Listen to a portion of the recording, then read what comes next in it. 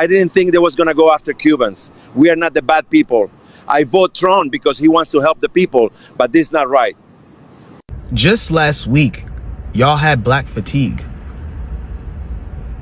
Just last week, every other demographic who wasn't black, y'all had black fatigue. Now y'all are demanding black bodies to be put on the front line.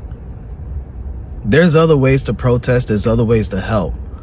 But I find it kind of insane that all of you had black fatigue. But now y'all need black people help. The 92% is not marching with them? Nope. Get somebody else to do it. Booked and busy, child. Got a manicure and pedicure booked. I got take a nap. I got play a word search. I'm busy. 2025, the rule still applies. Yeah, I got it. Talk about March, child. I'm marching to my bed. Yeah, so what you're saying here is that sometimes silence speaks louder than words. And for many years, the Black Americans have spoken up loudly about injustice, about inequality, and even systematic oppression. They protested, they marched, and even warned the communities like the many Cuban Americans who chose to ignore their warnings. And now, with growing political unrest and even racial division impacting them, the silence from black voices is deafening. Let's watch and then we'll be back to unpack. You was singing all that mess, talking about I we bo for door not thrown. And now you're screaming, shouting, act like we supposed to give a damn about your husband being deported after you was singing, talking about I love my freedom. But your man ain't free no more, is he?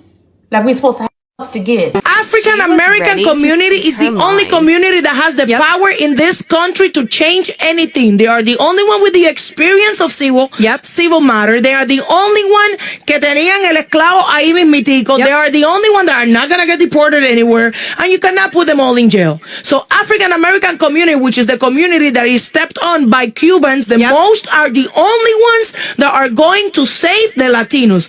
And I clap for the African American community that has not come out. Because it is not. I do. We didn't do shit for them. I get it, but I don't. Me and you support, but in masses, we didn't support anything that was going with them.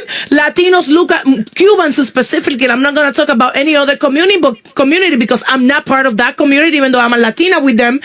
Cubans talk shit about African Americans. Cubans did not support African Americans. Cubans think that they all victimize themselves. Of this, all of that. African Americans are the only ones that are going to save your asses, Latino. So you better start kissing. If you're gonna kiss some ass in this country, you better kiss some black ass. Being from Miami, I don't know how to feel about Cubans being in their find out era. Because they took over Miami, and it was to the point where you couldn't even find a job unless you spoke Spanish. And even if you spoke Spanish and you wasn't Cuban, you wasn't getting that job. And I give them a lot of credit because before their family or friends would leave Cuba, they would already have a job, a car, and a place to stay by the time they reached Miami. They really set up their people very, very well. Even had a wet foot, dry foot policy. Where they messed up at was thinking that they thought... The wildest part about this is Donald Trump was very clear that he's going after criminals, even though we all know that that's a lie. We knew it was a lie when he said it. Did he think that didn't mean him? May this level of delusion that made y'all trust and believe in this man and trust and believe that your proximity made you one of them never find me. Where are my Miami Cubans at? Stand up for what you supported in 2024.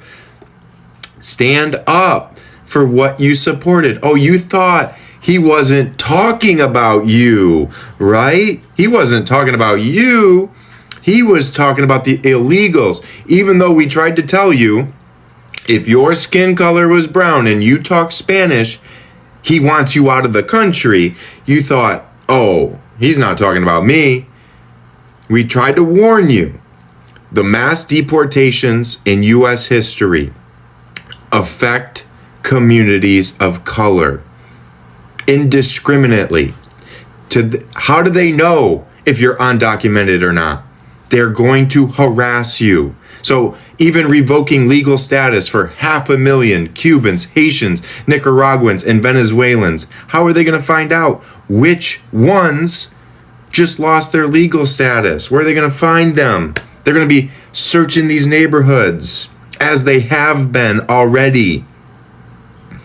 You know, when I moved from Michigan to Florida, I was young, naive. I didn't know what had happened in 2000, but I was shocked when I learned that Cubans in Miami were Republicans. Now do you understand that it was never about your legal status? It was just about the fact that you were not white. Trump told you that he was going to do this and you let him use you. Cubans for Trump, Latinos for Trump, dogs for slaughterhouses, and y'all voted for him. And it's just because you had too much disdain for a black woman. You could not stand to see a black woman make it into the position of power that y'all wanted, so you voted for the man who wanted to send you back to your war-torn countries. Because most of these visas, the over 500,000 visas that he's revoking, are visas that Biden gave to people who were fleeing war-torn countries. Biden did so much for the country, provided so much solitude, gave the people a fighting chance, alley-ooped it up to Harris, and you guys said, no, she's black, fuck that shit. Now you have a month to self-deport, not a month to contest, not a month to get your legal status in order. He is giving 500,000 people a month to self-deport or face deportation through ICE. Yeah, so in the recent past, we saw that parts of the Cuban American community, especially in places like Miami, they aligned themselves with conservative politics and even proudly embracing the MAGA movement and its leaders. They championed policies that hurt the black Americans. And whether it was police brutality, immigration crackdowns, or even blunt anti-black rhetoric, and when even the black Americans tried to sound the alarm, they were silenced, they were mocked and even ignored. And now the tables are turning. The same systems that Cubans once supported are now targeting them too, through unjust ICE raids, racial profiling, and even economic neglect. But when they look around for allies, the black Americans are quiet. Not hateful, just quiet, just silence. And that silence is not revenge, it is just simply exhaustion. And this isn't just karma, it's a reckoning. When you choose power over people, what happens is that you lose both. And for some, unfortunately, this realization has come too little, too late.